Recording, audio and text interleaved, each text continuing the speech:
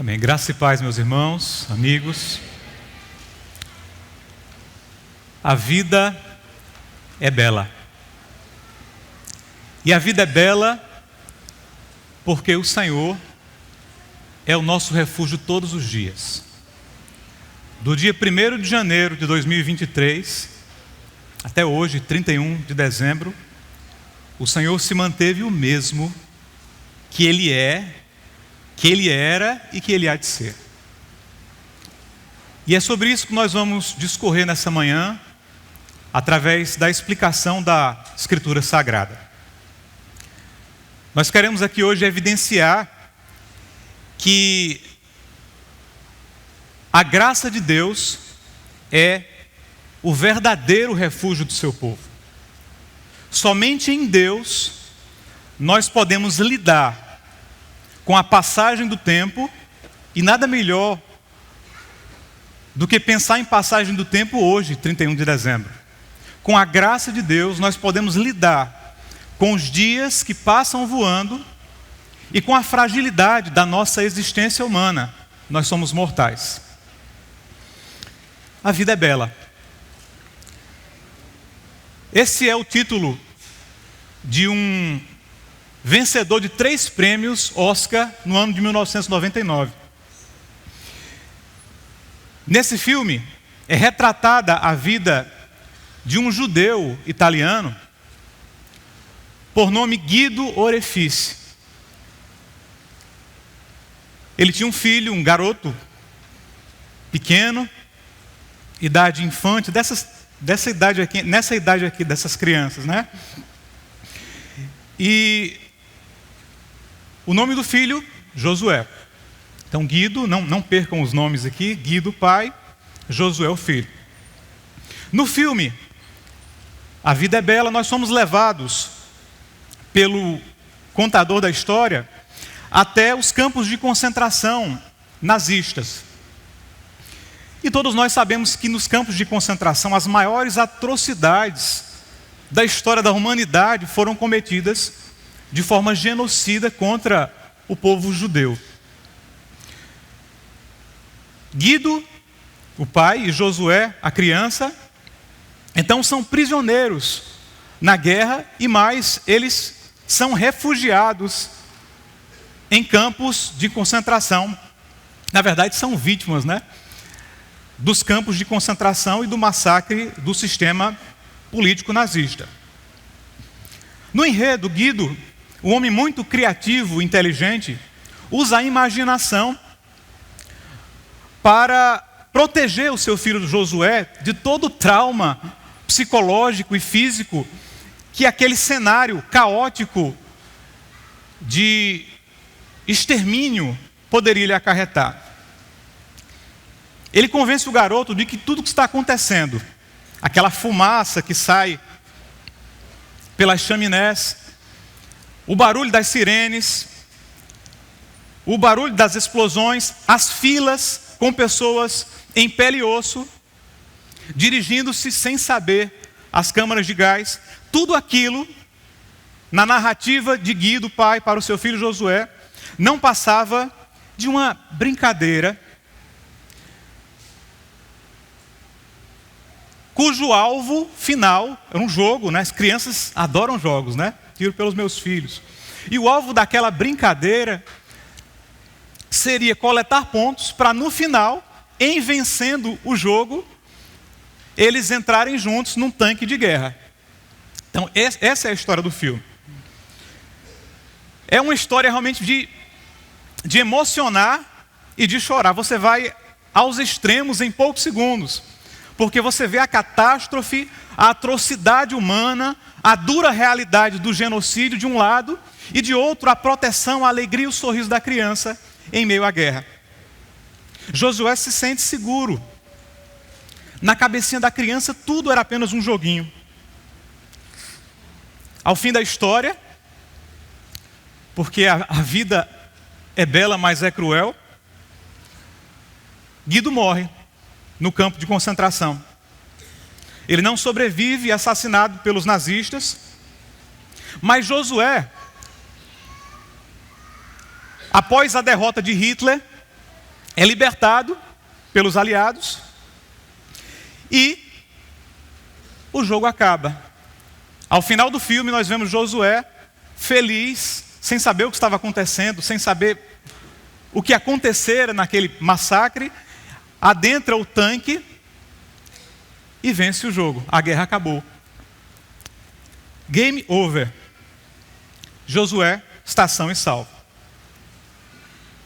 Queridos irmãos, não é exatamente isso e muito mais aquilo que Yahvé, o Deus Todo-Poderoso, faz conosco.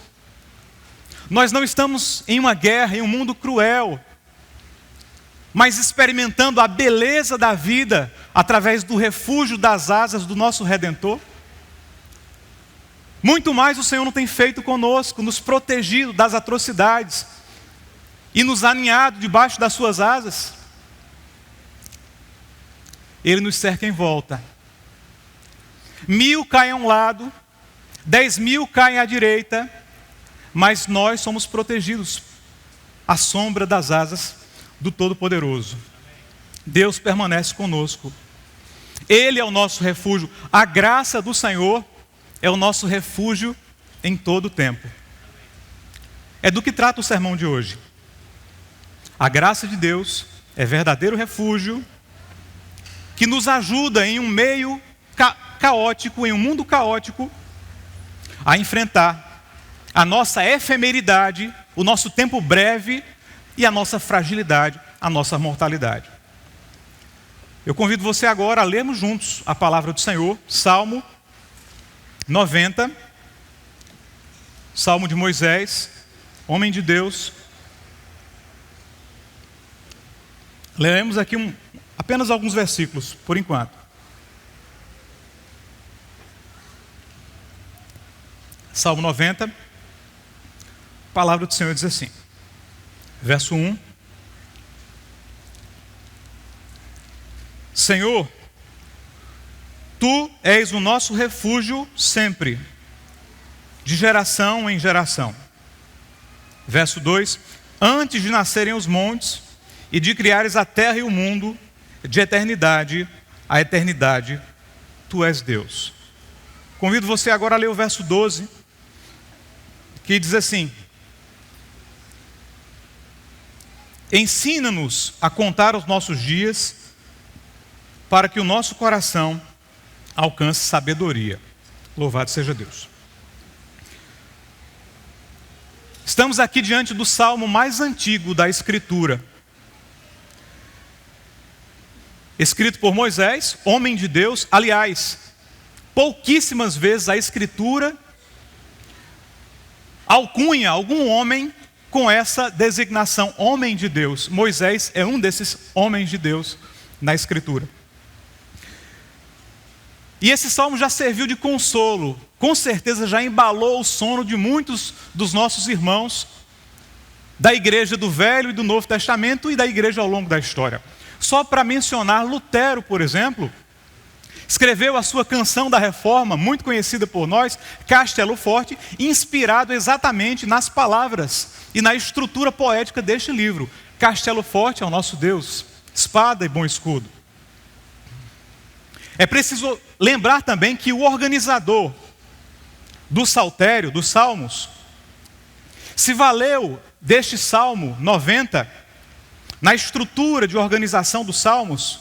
Os salmos têm 5 livros, eles se estruturam a partir de 5 livros, cada livro com uma mensagem.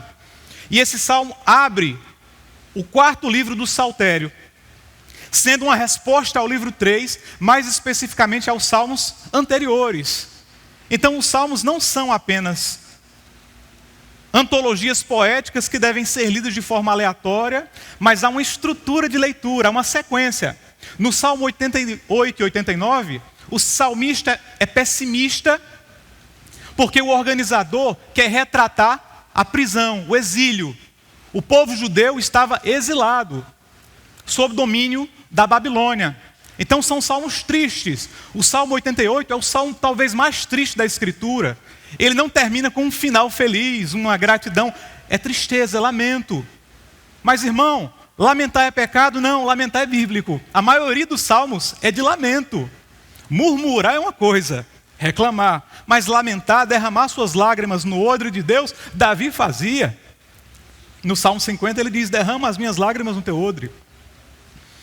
Então, o Salmo 90 é uma resposta aos Salmos 88 e 89. Havia lamento por conta do exílio, mas o organizador do Salmo coloca esse Salmo aqui para trazer consolo e resposta. Diante da tristeza do povo judeu no exílio, quem melhor, que voz soaria melhor para acalmar o coração daquele povo do que a voz do homem que compôs o Pentateuco? A voz de Moisés começa a ecoar. Olha, a monarquia transitoriamente fracassou. A dinastia de Davi foi dilacerada por um tempo. Parece que só temos caos. Parece que tudo falhou e que Deus não está mais conosco. Parece que Ele deu corda no relógio e foi embora. Mas é só aparência. Deus é o nosso refúgio sempre, de geração em geração.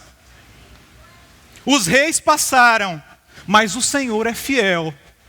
As circunstâncias de tempo e espaço mudaram. Vocês estão exilados agora, mas o Senhor é a pátria, é a fronteira de vocês. Ecoa então a palavra do homem de Deus. O Senhor tem sido nosso refúgio sempre, de geração em geração.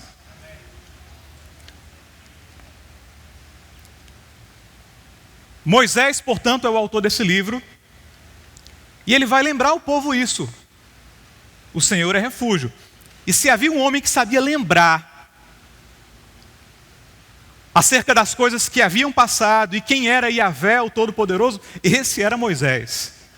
Então ele lembra, olha, o Senhor é refúgio sempre. Apesar da temporalidade e da fragilidade, o Senhor é refúgio. Guarde bem essas palavras. Temporalidade, efemeridade, tempo que escoa pelos nossos dedos. Fragilidade, mortalidade, vida que vai passando e nós morremos. Observem como essas palavras são a tônica de todo esse salmo, de toda essa composição. Temporalidade, fragilidade, mas observe um pouco mais. E você verá que a graça de Deus permeia toda essa composição, do primeiro versículo ao seu verso 17. Nós vemos aqui a manifestação da graça de Deus como um refúgio poderoso do seu povo em meio ao tempo e em meio às nossas fragilidades. Moisés escreve no contexto de sofrimento, então observem também, quando nós passarmos por cada verso, que Moisés escreve aqui no deserto. Era um contexto de sofrimento. Após o povo judeu, o povo hebreu, atravessar o Mar Vermelho, num feito extraordinário que marcou as nações e deixou as nações em redor atemorizadas e aterrorizadas. Após a saída do Egito, os judeus agora estão atravessando o deserto em direção à terra prometida. Essa história deveria ser breve, a travessia não era tão longa assim, apesar de árdua. Contudo, em razão da desobediência das pessoas e da incredulidade do coração das pessoas e das murmurações do povo judeu, aquela travessia tornou-se muito longa, cansativa, e na verdade Deus invocou a maldição da aliança e o povo começou a perecer no deserto. O que deveria durar alguns meses, acabou durando quase 40 anos, por 38 anos, os judeus acabaram rodeando a montanha de Seir. E Moisés via, pouco a pouco, aquela geração morrendo, Deus substituindo aquela geração e criando uma nova geração, as crianças nascendo, as pessoas morrendo, crianças nascendo, pessoas morrendo, o tempo passando diante dos olhos de Moisés. Esse é o cenário, um cenário de deserto, de poeira, de sol, um cenário de mortalidade e de natalidade. A vida passando diante dos olhos, o contexto do sofrimento.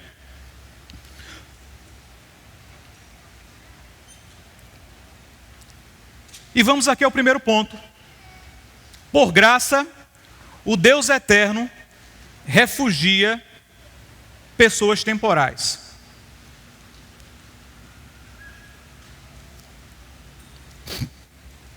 Leamos o texto, primeiros versos. Senhor, Tu és o nosso refúgio sempre, de geração em geração. Antes de nascerem os montes e de criares a terra e o mundo, de eternidade a eternidade Tu és Deus. Fazes os homens voltarem ao pó, dizendo: retornem ao pó, seres humanos.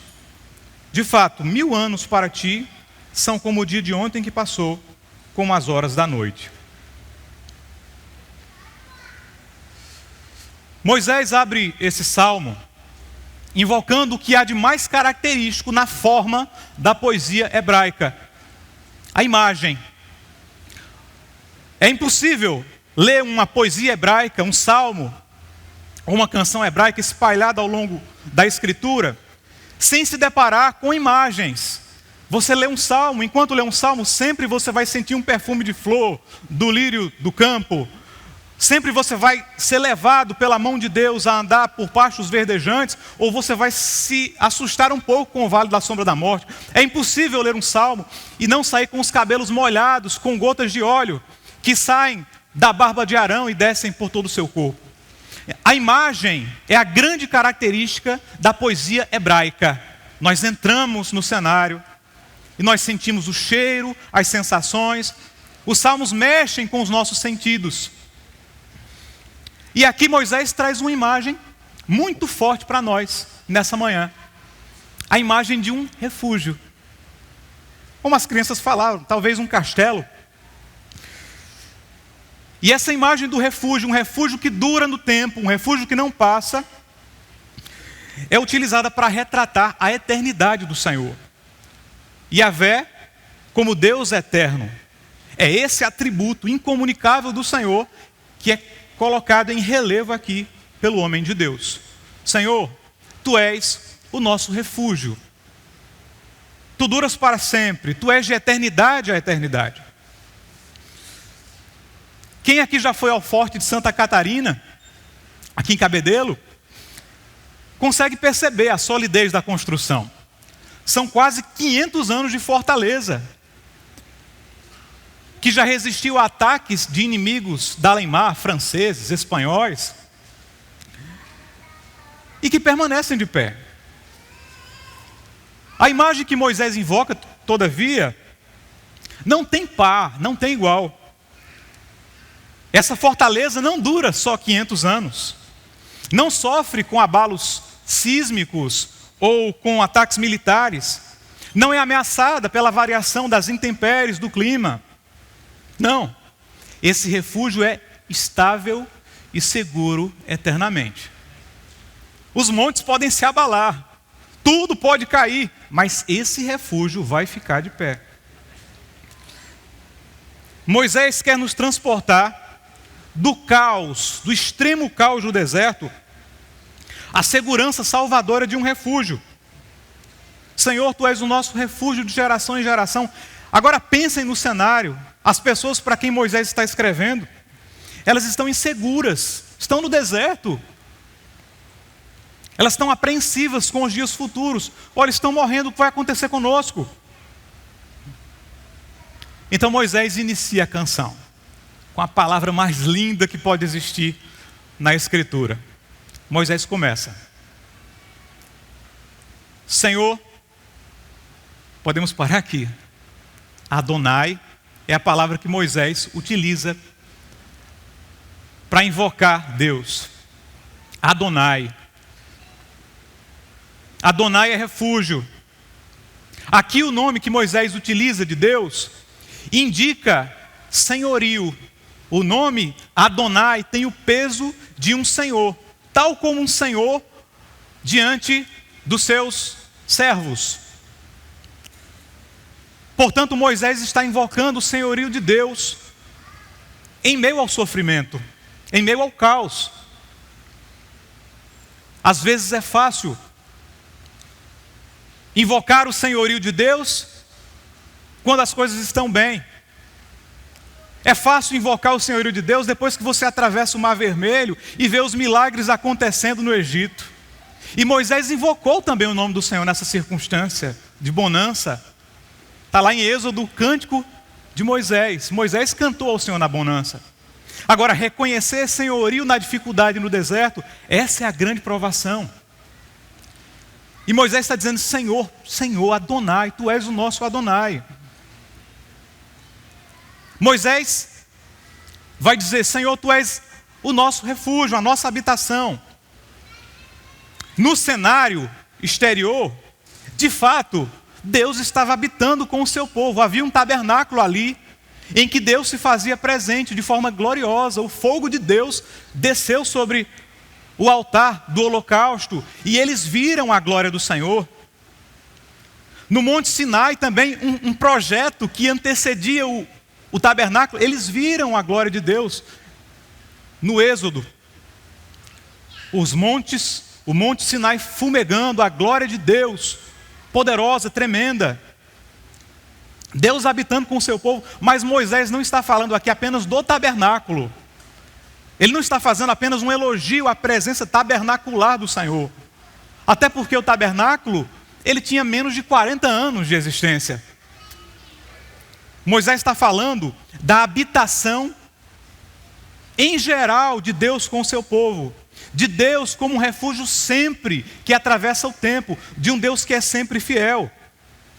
Moisés está falando do Deus que acompanhou o seu povo por muitas gerações e que nunca abandonou o seu povo.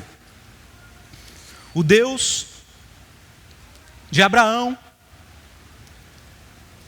O Deus que foi o refúgio de Isaac e que deu descendência a Jacó. O Deus que antes disso foi gracioso com Adão ao não consumi-lo. O Deus de Abel, o Deus de Enos, o Deus de Sete, o Deus de Enoque, de Noé, de Éber. Todos esses homens foram refugiados no esconderijo do Altíssimo. Mas todos esses homens sofreram. Que o diga Abel. O que tem em comum esses homens? Todos sofreram. Mas todos foram abrigados no refúgio do Senhor. Todos passaram por provações, mas todos viram que o Senhor é refúgio. Por que Deus os abrigou? Dentre tantos homens, na civilização pré e pós-diluviana, por que Deus escolheu esses homens? Eram melhores que os demais moradores da terra? Por acaso eles tinham uma ética, um senso de moralidade superior aos demais homens? Será que é isso? Será que é porque eles alcançaram uma ética superior aos babilônios, aos cananeus e aos egípcios? Será que o Deus que fez os céus e a terra, o Todo-Poderoso, teria se impressionado com o senso de ética e moralidade desses homens? Não, irmãos. Foi graça mesmo. A Bíblia diz que Noé achou graça aos olhos de Deus. Foi por graça. Foi por graça que esses homens foram escolhidos. Foi por graça que nós também fomos escolhidos. Isso é pura graça, meus irmãos. Deus habitando com pecadores. O justo morando com os injustos. O santo morando com o impuro. O puro com o impuro. A palavra refúgio aqui, utilizada por Moisés, Maom, no hebraico, é a mesma expressão que é utilizada em outras passagens por profetas e por outros servos de Deus para retratar a própria habitação celeste de Yahvé. Deus mora no Maom, nos céus dos céus, na habitação celeste. E Moisés está dizendo, olha, o Senhor tem sido nosso refúgio aqui. É como se Moisés estivesse dizendo, Deus está baixando o céu e fazendo desse deserto o nosso céu. Deus está nos envolvendo numa bolha celeste aqui. E a palavra vai dizer assim, abaixa, Senhor, os teus céus e desce, toca os montes e fumegarão. o Deus transcendente que mora nos céus dos céus, ele se humilhou para se fazer a habitação celeste de um povo. Irmãos, isso é pura graça. Verso 2: antes de nascerem os montes, de eternidade a eternidade, tu és Deus. Agora, Moisés nos pega pela mão e nos leva até o Gênesis, o início de tudo, a cosmogonia, a criação do cosmo. E ele repete a ideia de eternidade e de poder de Deus. Essa repetição da ideia é outra característica da poesia hebraica. A poesia hebraica rumina, ela vai e volta, vai e volta. A ideia é repetida para que a imagem do refúgio ecoe e nunca saia da nossa mente. É por isso que a gente gosta tanto de ler Salmo antes de dormir. Você sempre dorme ali, sob águas tranquilas, né? E as águas ecoando na sua mente. Ele repete a ideia. Isso é paralelismo. Mas agora, Moisés vai falar que o Senhor é criador. Portanto, Moisés agora está associando a expressão Adonai, Senhor, à ideia de poder. O Senhor é poderoso, o Senhor é criador, o Senhor faz do nada todas as coisas. Se no verso 1 a ênfase de Moisés foi para aspectos de tempo, no verso 2 a ênfase de Moisés é para aspectos de espaço e poder. Deus está criando matéria, está criando vida. Ele é o Senhor da criação, o Todo-Poderoso. Percebam que para Deus não há limitação de tempo, Ele é de eternidade a eternidade. E não há limitação de espaço, Ele é o Criador dos céus e da terra. Entre os povos do antigo Oriente Próximo, o AOP, havia senso de divindade, as pessoas adoravam deuses com D minúsculo. Mas todos os deuses do antigo Oriente Próximo estavam limitados a fronteiras, a território.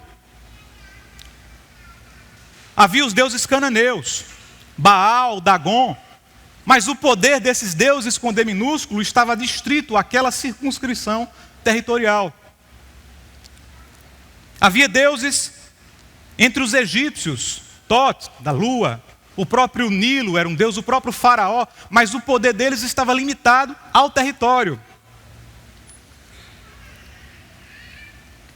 Marduk, entre os babilônios. Por isso, uma pessoa que saía do seu território era considerada uma pessoa vulnerável, porque estava fora da proteção do seu Deus, com D minúsculo. O estrangeiro era ninguém. E é por isso que a Bíblia traz um tratamento tão especial para o estrangeiro. Já percebeu? Como Deus diz, olha, vocês foram retirados, foram escravos na terra do Egito. Tratem bem o estrangeiro, porque vocês já foram estrangeiros. Mas os estrangeiros não eram bem tratados nesse tempo, porque não tinham proteção dos deuses. Um povo nômade no deserto, o que se dirá? Eles não tinham fronteiras, não tinham governo, não eram em tese uma nação, estavam desprotegidos no deserto. Agora percebam a força da declaração de Moisés: Senhor, tu formaste os montes, tu és o Criador dos céus e da terra. O Senhor não tem fronteira, o Senhor é dono de tudo. O Senhor é dono do Egito, o Senhor é dono da Babilônia, o Senhor é dono do deserto, tudo é dele. Ele é o Deus de toda a terra, não tem limitação de espaço. Nessa perspectiva agora, o povo judeu se sentia tranquilo. Eles não eram um povo sem pátria, eles não eram um povo sem território, eles eram refugiados em Deus. Meus irmãos, nós somos refugiados em Deus. O povo judeu era refugiado em Deus.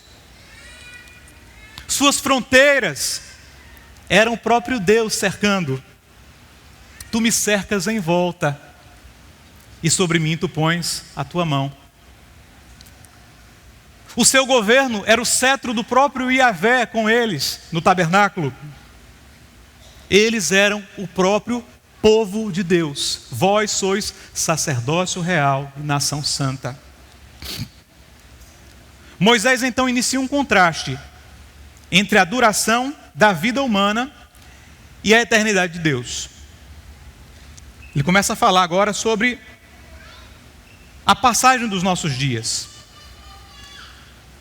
A duração da vida humana breve e Deus, o Deus eterno. O nosso país tem cerca de pouco mais de 500 anos, né? Quanta coisa aconteceu no nosso país desde a vinda dos portugueses. Digo 500 anos a partir da colonização, né? Quantas coisas aconteceram? Portugueses já passaram por aqui, plantaram cana. Os ingleses vieram, levaram ouro.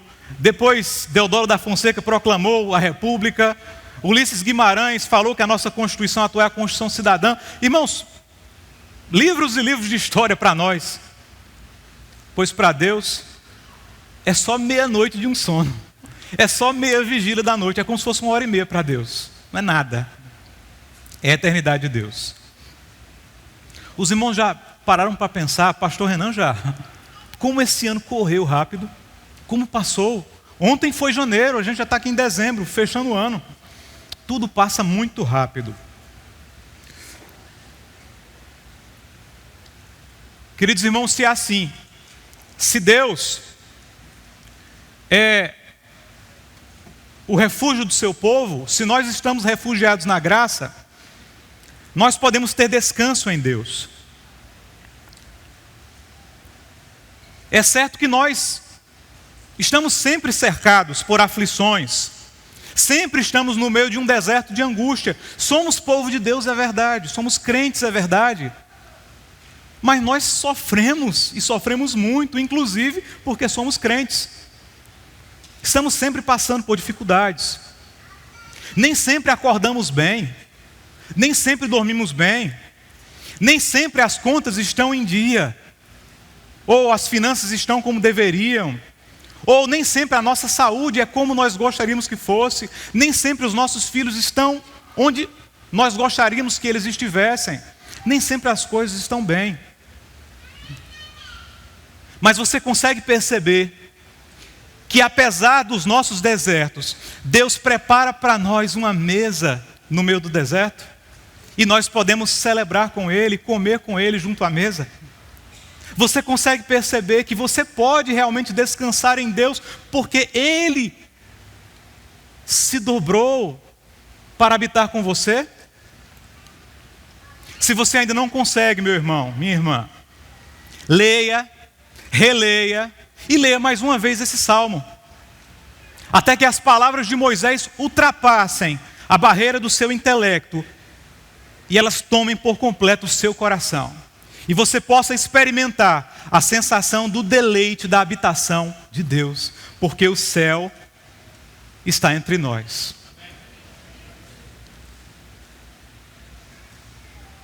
Você consegue perceber que a eternidade de Deus, o atributo da eternidade do Senhor, é a grande segurança do seu povo? Você está seguro, você se sente seguro, sabendo disso?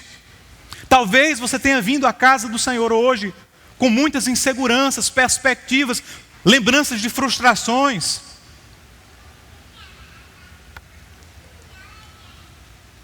Mas você consegue entender que Deus é estável e Ele permanece o mesmo sempre, apesar das mudanças de cenário. Queridos irmãos, quantos cenários já atravessaram a história da igreja? Uma hora nós estávamos entre os apóstolos, outra hora sofrendo em arenas, outra hora com os leões, outra hora às portas de Wittenberg, outra hora. Mas o Senhor sempre foi o refúgio do seu povo. E também é assim conosco. Uma hora nós estamos empregados, outra desempregados. Uma hora você pode estar casado, outra hora viúvo. Uma hora você pode ter filhos, outra hora o ninho pode estar vazio. Mas o Senhor é o mesmo sempre, sempre, eternamente. Você consegue descansar nisso? Você consegue ter segurança nesse Deus que não muda.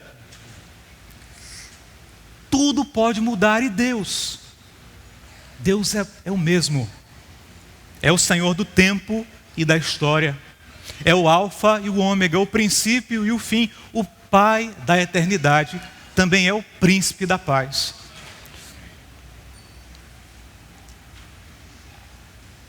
Como aconteceu com os hebreus, muitas vezes nós cedemos ao pecado da murmuração. Estou falando agora em murmuração e não em lamento. Lamentar e chorar aos pés de Deus é bíblico, é bom. Lançar as suas lágrimas nos odres de Deus é bom. Agora, murmurar é pecado. Quantas vezes você e eu murmuramos sim, ao longo desse ano?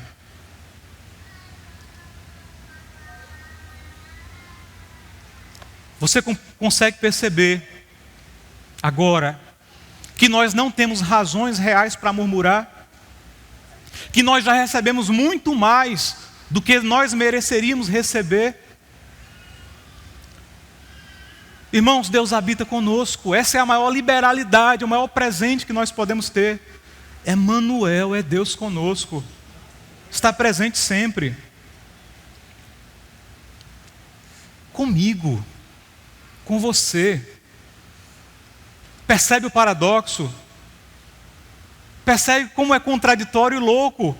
Como Deus Santo pode habitar comigo? Eu sei quem eu sou, eu sei que eu não mereço esse Deus, mas Ele habita comigo graciosamente. Do que eu posso mais reclamar, irmãos? Irmãos, se Ele quisesse, o fogo teria consumido o arraial do povo de Deus na hora. Se Ele quisesse, o Sinai teria estremecido e a terra teria explodido com a força de milhões e milhões de quilotons. Mas Ele quis permanecer conosco. Do que mais eu vou reclamar? Irmãos, nós temos uma casa no deserto. Moisés, mas onde está o teto? Onde estão as paredes? São cabanas. Não, nós temos um refúgio permanente. O Senhor é o nosso descanso todos os dias, todas as manhãs. E todas as manhãs em que você acordar, lembre-se, as misericórdias do Senhor se renovam sobre nós. Os irmãos já viram um campo de refugiados na televisão, na internet? Aqueles arames, aquela situação deplorável, aquele lugar de tristeza, pessoas desamparadas, sem teto, sem governo. Pois se tiver um cristão no meio dos refugiados, está ali um homem que tem o governo do Senhor e que habita debaixo do território de Deus. Onde está o povo de Deus? Está a habitação imanente de Yahvé.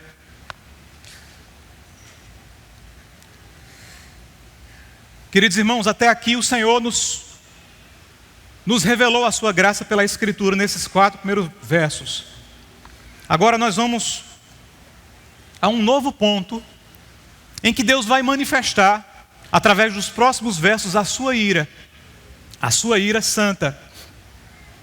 Nós nunca entenderemos, de fato, a real dimensão da graça de Deus sem que antes compreendamos a dimensão e a potencialidade da sua ira. E é por isso que Moisés vai escrever, verso 5,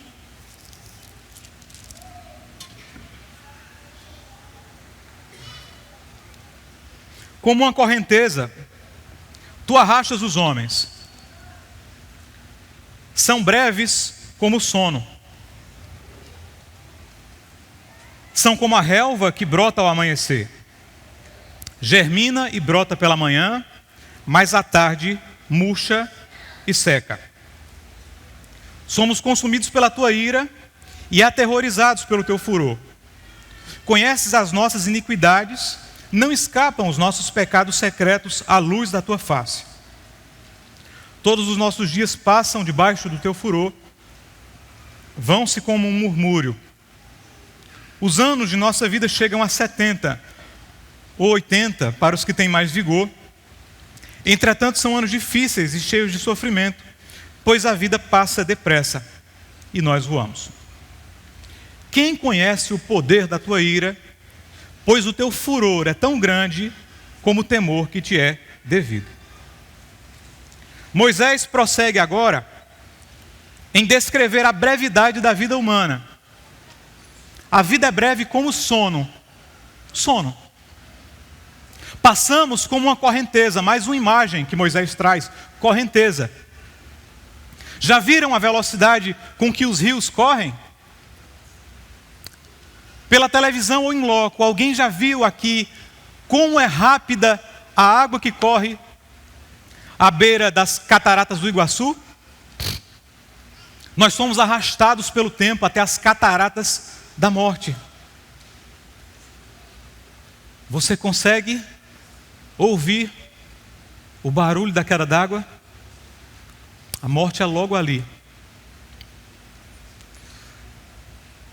Se um dia para o Senhor é como 1000 anos, Moisés descreve que o nosso dia é breve como a erva do mato. Sabe aquela erva que brota cedo com o orvalho, bem verde, daquele verdinho que enche os olhos, especialmente aqui no nosso sertão paraibano? Pois é, de manhã ela está verde, jovem, viçosa, mas logo depois ela já murcha e seca. E logo vira adubo para outras plantas. Não somos assim? O nosso corpo vai dando sinais do envelhecimento. Aparecem daqui a pouco os primeiros cabelos brancos, daqui a pouco as rugas, as manchas, a olheira. A nossa pele vai murchando, ressecando. A verdade é que nós estamos murchando como a erva do campo. Pessimista demais para o dia 31? Moisés não está sendo pessimista, irmãos.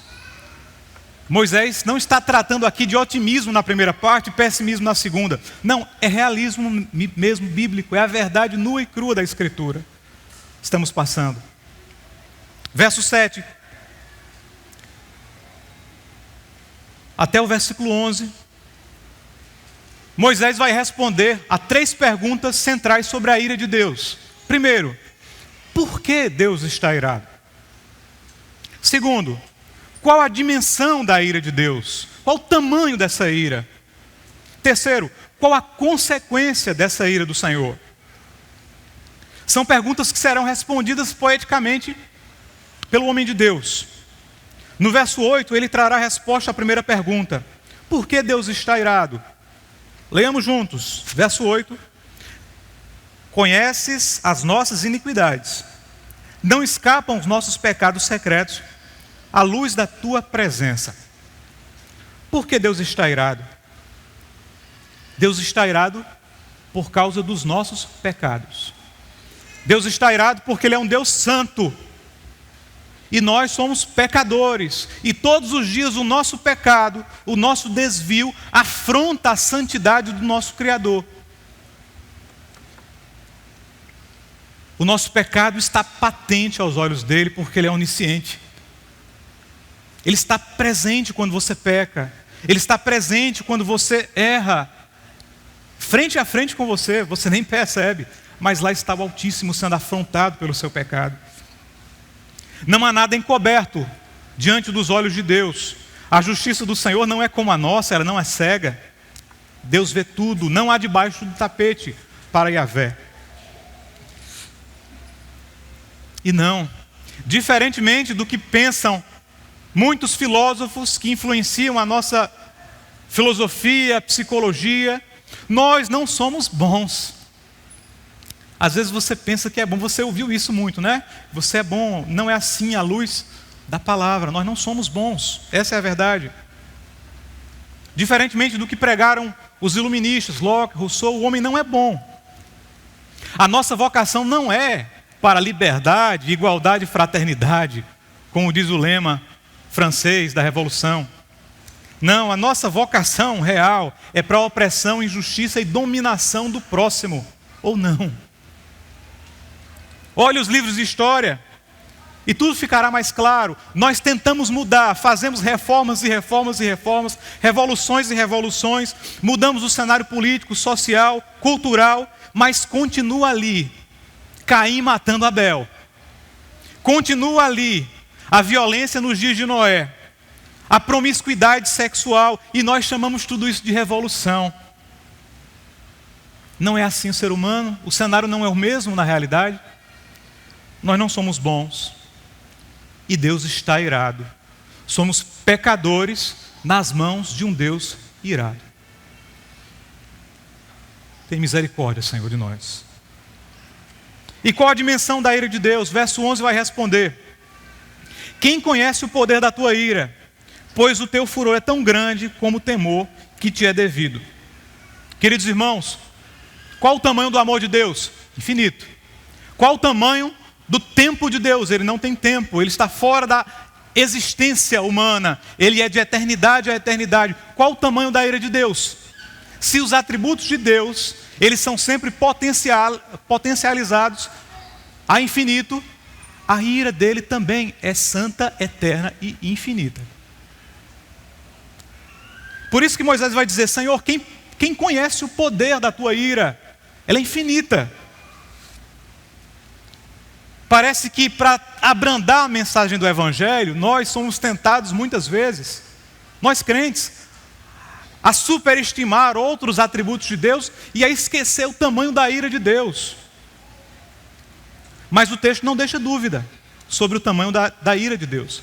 E mais, o texto diz que nós deveríamos temer, reverenciar a Deus, do tamanho da ira dele. Nós realmente o reverenciamos assim?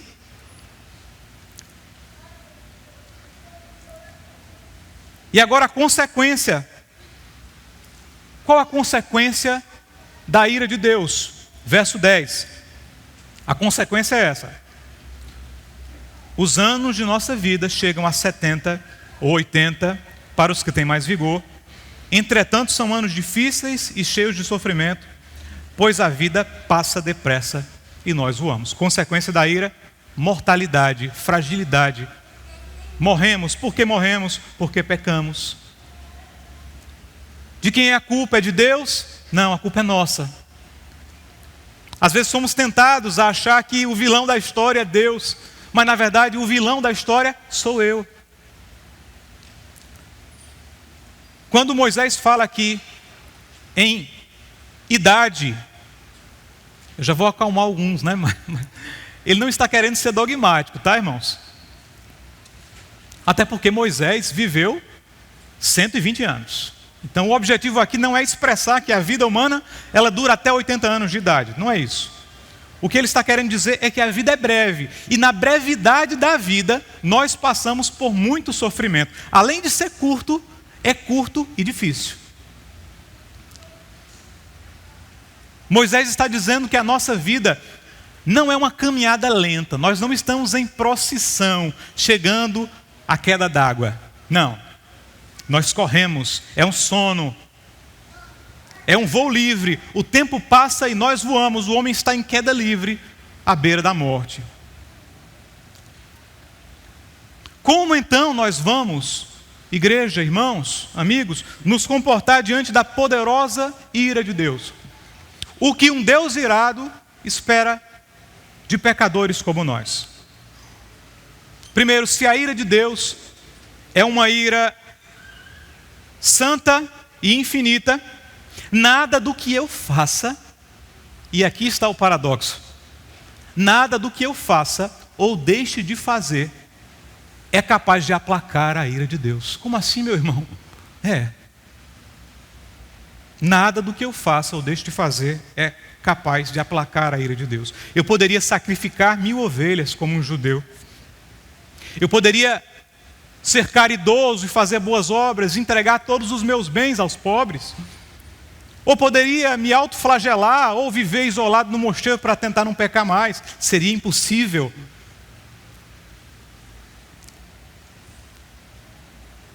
Nada adiantaria.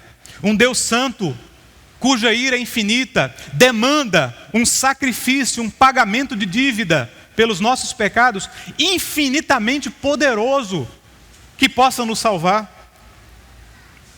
E é por isso que a ira de Deus foi derramada sobre o homem mais poderoso do universo. Todo o cálice da ira de Deus foi sorvido, foi derramado sobre Cristo. Cristo sofreu o castigo, e esse castigo nos trouxe a paz. A paz da reconciliação com Deus. Não estou falando apenas em paz terapêutica, em paz do divã, em paz psicológica. Estou falando na paz de não ter mais o peso da ira de Deus sobre mim. Irmãos, Deus não está mais irado conosco por causa de Cristo. Então, o que Deus espera de você? O que um Deus santo espera de pecadores? Ele espera apenas que nós nos entreguemos a Cristo. Você já se rendeu a Ele de todo o seu coração? Você já o abraçou? Você já baixou as suas armas e já se dobrou diante do Todo-Poderoso Salvador? Você pode aproveitar tudo o que Ele fez por você. Você pode aproveitar a reconciliação. Você pode aproveitar que você pode chamar a Deus o Adonai. Você pode chamá-lo também de Abba, o meu Pai. E como está o seu relacionamento com Ele? Ele morreu por você. Ele fez tudo o que você precisava fazer. Como está o seu relacionamento com Cristo? Quantas horas de oração ao longo deste ano? Ou será que foram só alguns poucos minutos antes de dormir? Quantas vezes você leu a Bíblia? Conseguiu ler a Bíblia toda ao longo do ano? Quantas vezes? Eu não vou nem perguntar. Quanto nós falhamos, mas Deus quer nos ajudar nisso, meus irmãos. Ele quer nos ajudar nisso. E é por isso que nós vamos ao terceiro ponto. Por graça, Deus nos dá sabedoria para que nós lidemos com esse nosso estado caótico de efemeridade, transitoriedade, nós passamos, e de fragilidade, nós morremos. Como lidar com isso? Por graça, Deus nos dá sabedoria. Leamos o verso 12. Ensina-nos a contar os nossos dias, para que o nosso coração alcance sabedoria. Volta-te, Senhor. Até quando será assim? Tem compaixão dos teus servos. Satisfaze-nos pela manhã com teu amor leal, e todos os nossos dias cantaremos felizes. Dá-nos alegria pelo tempo que nos afligiste, pelos anos em que tanto sofremos. Sejam manifestos os teus feitos aos teus servos, e aos filhos deles o teu esplendor. Esteja sobre nós a bondade do nosso Deus soberano. Consolida para nós a obra de nossas mãos. Consolida a obra de nossas mãos. Se nos 4 primeiros versos nós mergulhamos na graça do refúgio de Deus, e nos subsequentes, até o verso 11, nós compreendemos a sua ira, graça e ira, que é um movimento de tensão que está em toda a palavra, graça, ira e Cristo no meio. Agora Moisés vai responder o que nós devemos fazer, como nós devemos nos posicionar diante da graça e da ira de Deus. Verso 12, ensina-nos a contar os nossos dias, para que o nosso coração alcance sabedoria. Primeiro Moisés pede sabedoria ao Senhor, para contar os dias. Percebam que Moisés, o homem de Deus, um dos maiores e mais extraordinários profetas da Escritura, está dizendo: Senhor, eu não sei, me ensina. E nós, às vezes, na nossa arrogância, queremos saber demais. E Moisés está dizendo: Senhor, me ensina. Ele precisa de graça para aprender. Ele quer sabedoria. Me ensina a contar os meus dias, Senhor, porque eles são breves. Aqui o original é mais bem interpretado, não no sentido de contar matemático, como se nós pegássemos um lápis e fizéssemos um tracinho na parede, contando, enumerando, como fez Edmond no Conde de Monte Cristo, né? Na prisão e contando os dias que passaram. Não é isso. Aqui a ideia é lidar. Senhor, ensina-me a lidar melhor com os meus dias, que eles estão passando. Eu quero aprender a lidar com os dias. Não se trata apenas de um pedido de conhecimento especulativo. Moisés não está dizendo, Senhor, me dá conhecimento filosófico para entender sobre o tempo. Eu quero ser um estoico. Estoicismo nem existia na época, estou sendo anacrônico aqui, né? Mas eu quero filosofar. Não. Não era conhecimento mental especulativo. Sabedoria na Bíblia, ela não está relacionada apenas a conhecimento intelectual. Sabedoria na Bíblia significa vivência prática no temor do Senhor. Por isso que o temor do Senhor é o quê? O princípio da sabedoria. Provérbios 3, Provérbios 9. O temor do Senhor é o princípio da sabedoria. Sabedoria na Bíblia não tem a ver apenas com prateleira de livro, com biblioteca. Sabedoria na Bíblia tem mais a ver com filhos, com esposa, com pais, com a administração do meu tempo. Isso é sabedoria. Sabedoria é a ciência da vida prática com alegria e no temor de Yahvé. E sabedoria não tem a ver só com mente. Moisés vai dizer, Senhor, dá-me sabedoria para que eu alcance um coração, centro de controle da alma. Eu quero que o centro de controle da minha existência seja tomado pela Tua palavra, Senhor, pelo Teu conhecimento. Me ajuda a lidar melhor com a vida, com os meus dias. Vamos agora à resposta de Moisés à ira. Versos 13 e 14. Volta-te, Senhor, até quando será assim? Tem compaixão dos teus servos. Satisfaze-nos pela manhã com teu amor leal, e todos os nossos dias cantaremos felizes. Moisés, diante da ira, implora por perdão. Senhor, tem misericórdia de mim. Ele sabe que o que merece é a morte. Mas aqui ele age mais uma vez como o intercessor de Israel. Ele pede graça e misericórdia. Verso 15. Dá-nos alegria pelo tempo que nos afligiste, pelos anos em que tanto sofremos. Sejam manifestos os teus feitos aos teus servos e aos filhos deles o teu esplendor. Satisfaz-nos pela manhã com o teu amor leal, e todos os nossos dias cantaremos felizes. Dá-nos alegria pelo tempo que nos afligiste, pelos anos em que tanto sofremos. Sejam manifestos os teus feitos aos teus servos e aos filhos deles o teu esplendor, e esteja sobre nós a bondade do nosso Deus soberano. Consolida para nós a obra das nossas mãos, consolida a obra das nossas mãos. Agora Moisés está falando sobre satisfação e plenitude. Uma vida redimida em Cristo, em Deus, é uma vida que tem satisfação. Sim, já aqui, nesse tempo, nós podemos estar satisfeitos em Deus. Observem que Moisés alegrou-se e teve satisfação dada por Deus, sem ter a perspectiva que nós temos hoje. O nível de revelação que Moisés recebeu de Deus, até o Pentateuco, não fazia Moisés ter a dimensão total da ressurreição e da vida eterna com Cristo.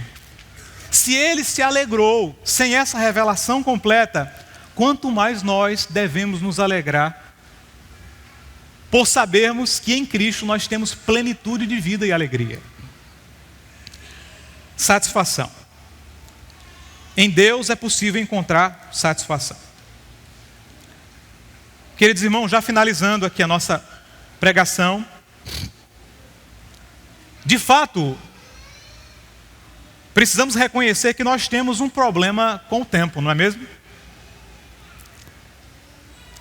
Nós vivemos iludidos na perspectiva de que a vida continua eterna. Acho que Adão não se acostumou com a ideia da morte. Estamos indo para 2024, achando que nós vamos viver até o ano 5000. perdemos a noção das coisas. Moisés está pedindo sabedoria a Deus. É o que você quer também? A sabedoria que decorre da graça de Deus pode nos redimir dos efeitos da queda. Quando Adão caiu, quando o homem pecou, ele perdeu o senso de relacionamento com o tempo, como ele perdeu o senso de relacionamento com tudo. Quando ele pecou, a mente dele foi afetada.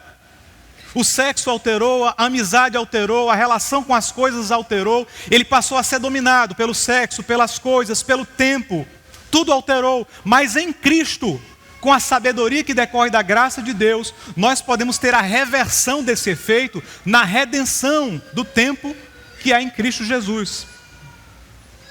Pela redenção que há em Cristo, nós podemos lidar melhor com o nosso tempo, com o nosso passado, sem ficarmos depressivos com ele, porque nós erramos e vamos continuar errando. Nós podemos também lidar melhor com o futuro, sem vivermos ansiosos com o que acontecerá, porque o Senhor é o nosso Deus provedor. E ainda que soframos, Ele é a nossa habitação no sofrimento. Quanto ao presente, nós podemos viver uma vida de mais plenitude, satisfação e intencionalidade, sabendo que tudo é presente de Deus, tudo é graça. Irmãos, Moisés está querendo saber viver. Senhor, ensina-me a contar os meus dias. Todos nós conhecemos aquela composição famosa, né, de Roberto Carlos e Erasmo Carlos, anos 60, é preciso saber viver. Pois é, as pessoas querem, anseiam, essa manifestação de graça comum expressa o sentimento das pessoas, as pessoas querem saber viver. E o mundo tem a sua própria filosofia para lidar com o tempo, é o carpe diem, né? Aproveite o dia porque ele é curto. Mas carpe diem nada mais é do que um contraponto humanista desesperado de quem quer lidar com a vida sem Deus. Não, Moisés não quer apenas curtir a vida porque ela é breve. Moisés não quer fazer do deserto Las Vegas, não é isso. Não é só aproveitar a vida.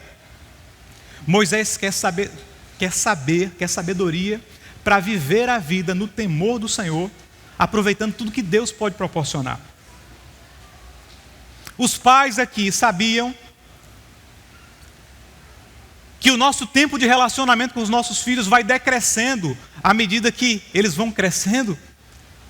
Aos 12 anos, o nosso tempo de relacionamento com eles diminui em 75%. Aos 18 anos, diminui em 90%. E à medida que nós vamos envelhecendo e tendo filhos, os nossos filhos vão eliminando ainda mais o tempo de relacionamento entre pais e filhos. E o que nós estamos esperando para abraçar os nossos filhos? O que nós estamos fazendo, gastando 3 horas em média por dia? Veja o contador de tempo do seu Instagram. Abrace o seu filho, brinque com o seu filho, discipule o seu filho. O que você está esperando? O Senhor me dá sabedoria para deixar esse bendito Instagram de lado e aproveitar os meus filhos. Os filhos sabiam que os pais morrem? Pois é, eles morrem. Os jovens sabiam que as oportunidades vão como vento. Para o mundo do carpe diem, tempo é dinheiro. Engraçado, não é? Sem sentido, não é? Pois para nós tempo é graça, é um presente dado por Yahvé. Aproveite o seu tempo. Senhor, nos ensina a contar os dias. Dá-nos sentido, Senhor, todas as manhãs para vivermos o Evangelho, para sabermos que tudo tem propósito e sentido, para sermos intencionais com o tempo e desfrutar, nos deleitar no tempo que o Senhor nos deu, de plena alegria e satisfação. Podemos olhar para trás, irmãos, satisfeitos, porque o Senhor foi o nosso refúgio de geração em geração, de eternidade a eternidade. Podemos olhar para frente alegres, porque por graça Deus vai nos ensinar a lidar melhor com os nossos dias, sem afobação e sem medo. Em Deus, nós temos, de fato, uma vida bela. A vida é bela, porque Deus é o nosso refúgio. Louvado seja o Senhor. Amém?